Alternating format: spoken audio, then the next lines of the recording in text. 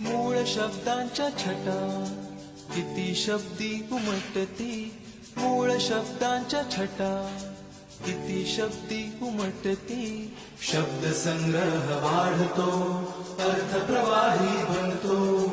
शब्द संग्रह वाढतो, अर्थ प्रवाही बनतो. माझी मराठी भाषा तिचे शब्द भांडार, लिहायला बोलायला मला तिचाच आधार. माझी मराठी भाषा.